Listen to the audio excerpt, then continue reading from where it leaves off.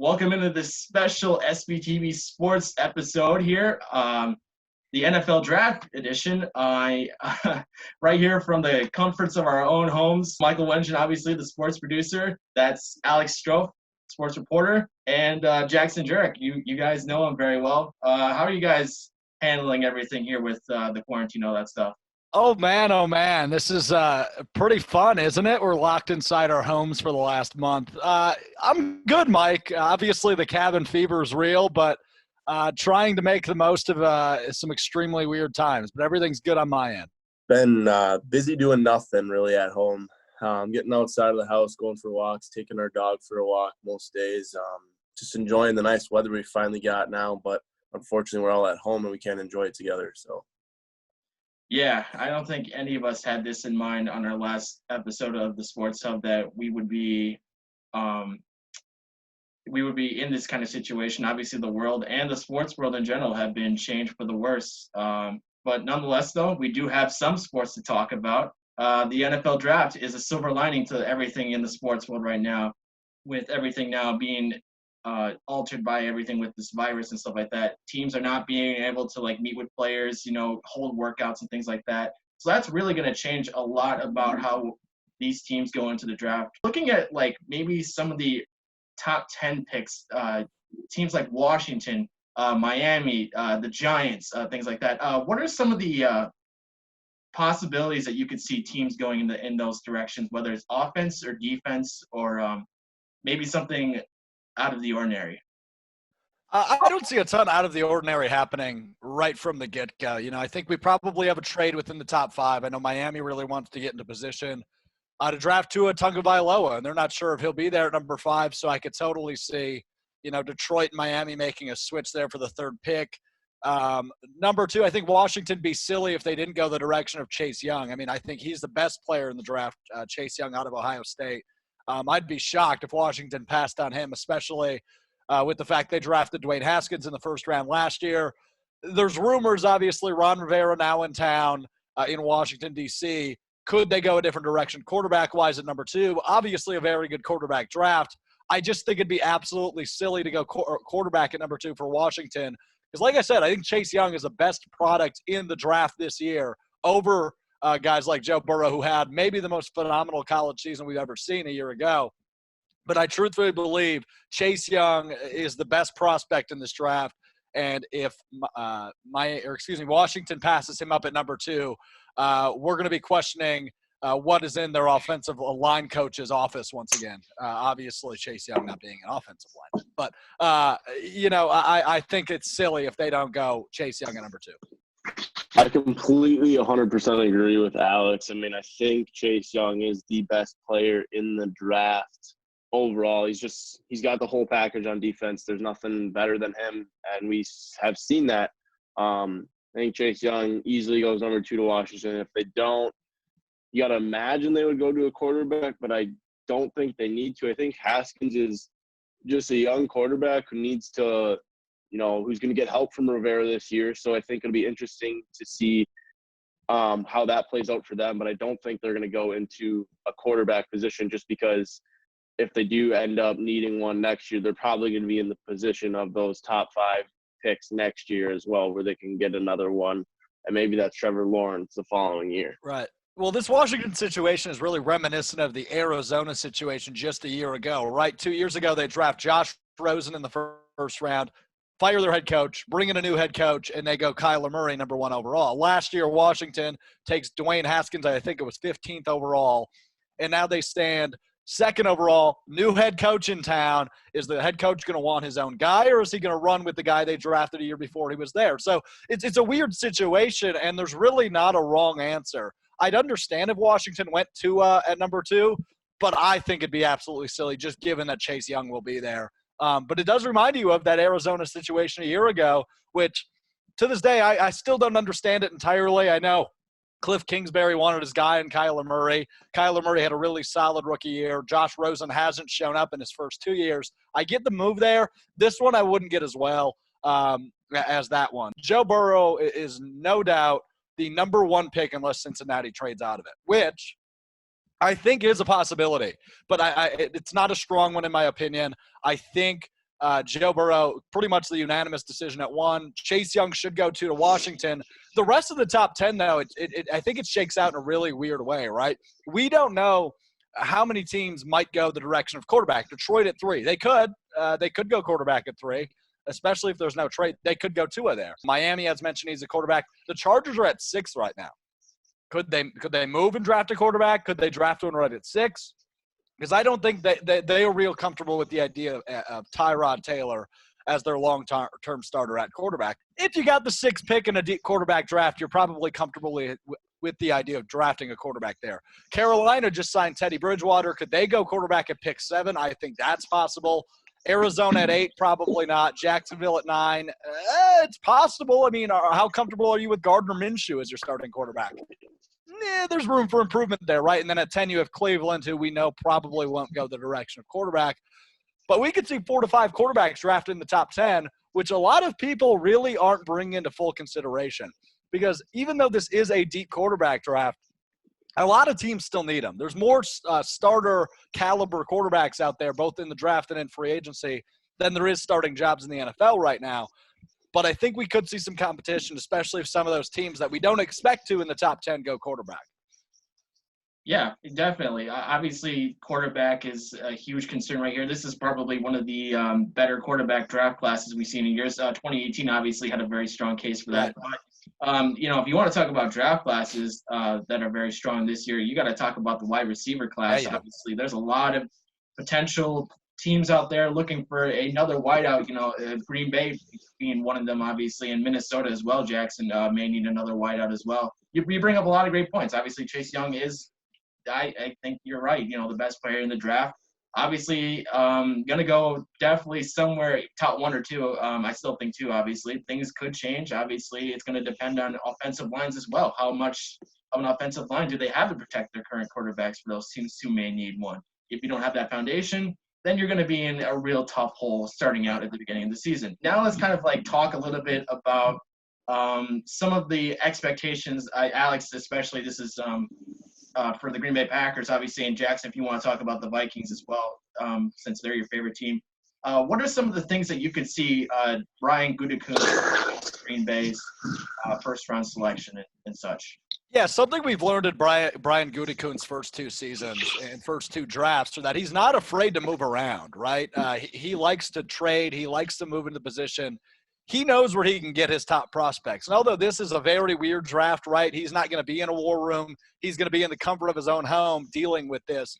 It might change things a little bit, obviously, from a comfortability standpoint. You want to know where you're picking, and it's going to be hard to iron out some of those details in comparison to other years. But walking in, I wouldn't be shocked if Green Bay doesn't have a draft pick in the first round.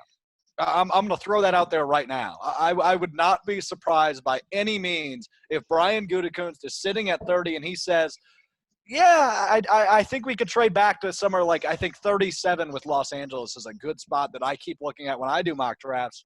And I look at 37 and I think I could see Gutekunst moving back there and having the Chargers trade up, get an extra 4th rounder out of it or something, maybe even a 5th rounder this year, maybe a later pick next year.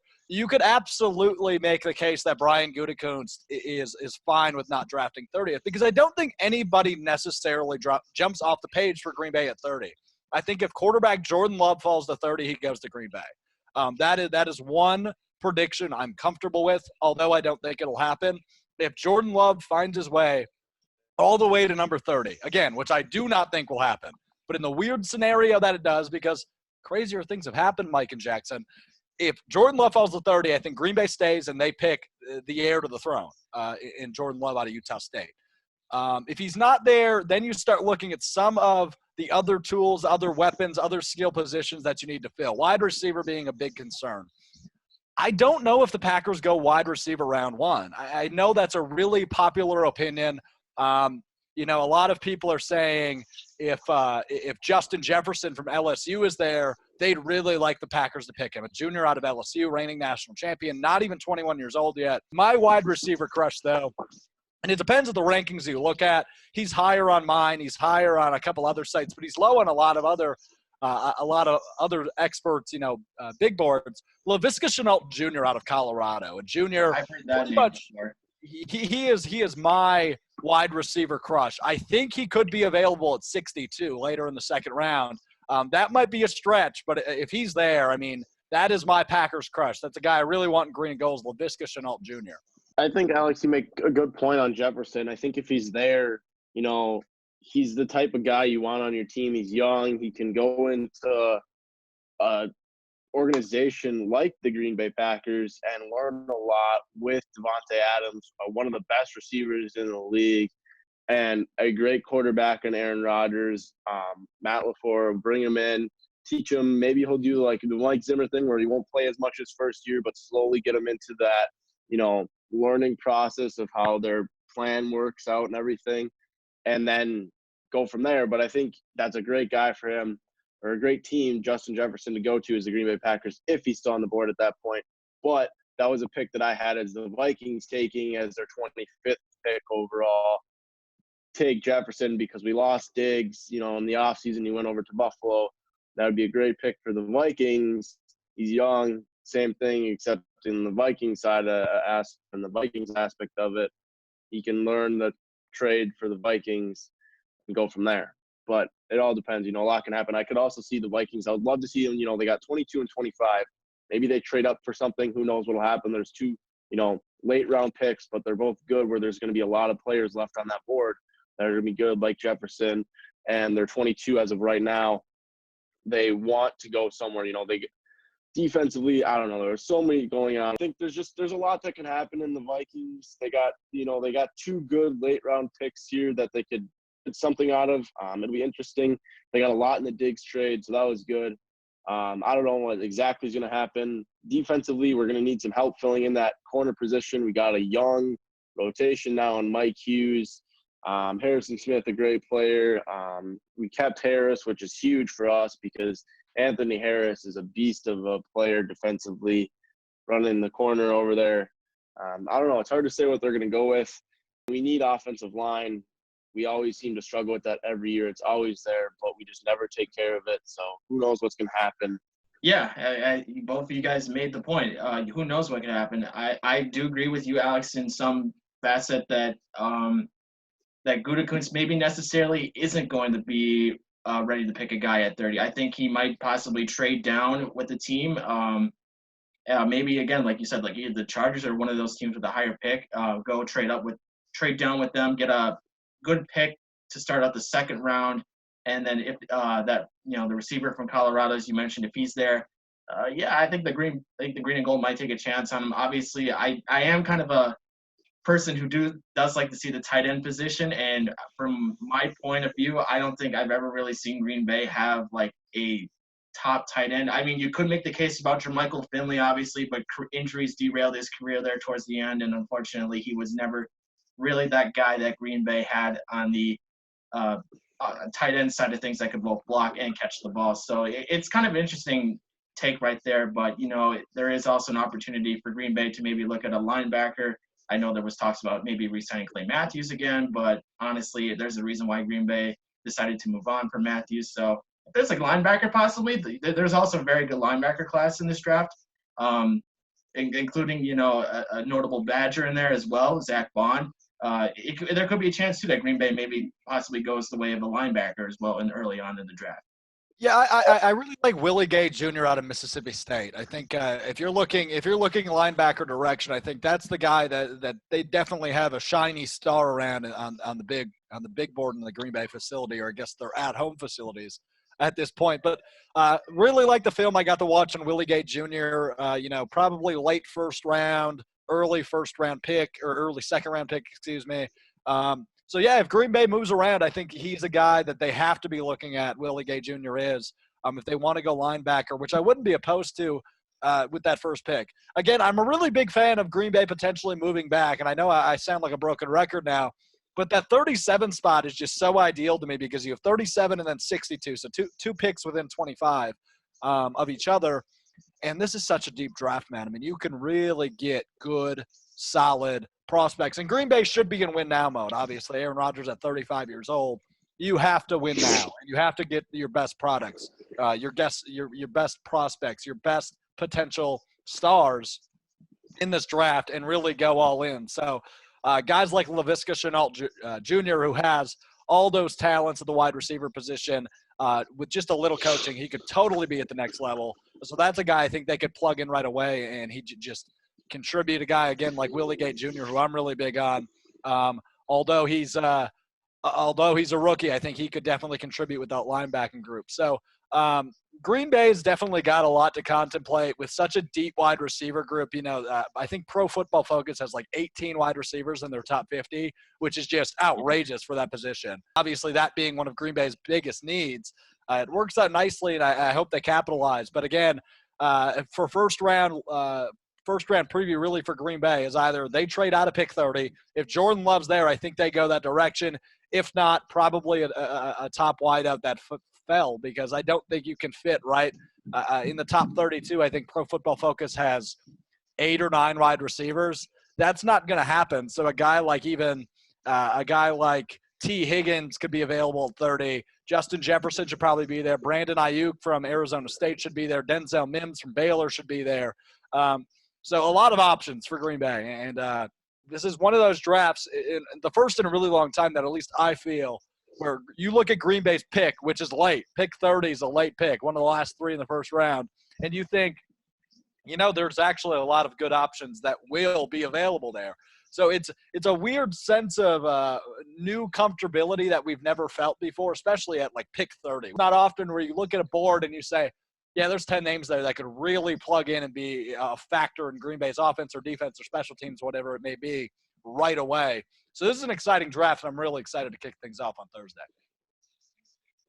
Yeah, and I definitely agree with you, Alex. And Jackson, you made some great points too about the Vikings as well, and the direction they go. Obviously, yeah, the list of names is just humongous for both the wide receivers, quarterbacks. Maybe not as humongous, but like quarterbacks, linebackers, edge rushers. Obviously, there's quite a few names in there for each of those draft classes. And again, it's really going to come down to the matter of need, but also the best player that's on the board when each team goes up to get, or at least when each team is on the clock for the last pick.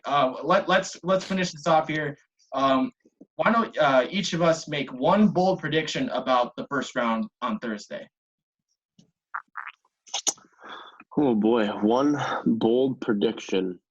One thing I want to point out before I say my bold prediction was one of the last episodes that we did when we were all back in Stevens Point was Alex Strofe said that I was wrong in that Tom Brady was going to not leave New England, and I was right when I told him that he was going to leave, and he went to Tampa Bay. And I didn't say he was going to go to Tampa Bay, but I told him that he was going to leave, and he called me an idiot. I don't know if he said that exact word or not, but he didn't think I was the smartest human being, and I got it right. So I want to point that out when I say bold predictions, that I haven't been wrong all the time. Well done. A bold prediction, I think that, I don't know, there's so much that you could go with. I'm just going to go with Minnesota, so then that way if I'm wrong, I don't feel too bad about it because they'll always let me down. But I think that Minnesota drafts Antoine Winfield Jr. with the 25th overall pick. He's a safety out of Minnesota. He's a great player for the Gophers. He was a huge reason of why they were so high up in the rankings at one point in the season. He's a good, reliable defensive player. I think he'd fit in well on Zim's defensive approach. And we love him in Minnesota. I think it'd be a good pick for us. Obviously, his dad played in Minnesota. It's not really that bold of a prediction, but it's a bold enough one to where I would be surprised if they did do it and pick him as the 25th overall pick. Well, my bold prediction's not maybe bold, but it's going to piss you off. Okay, ready?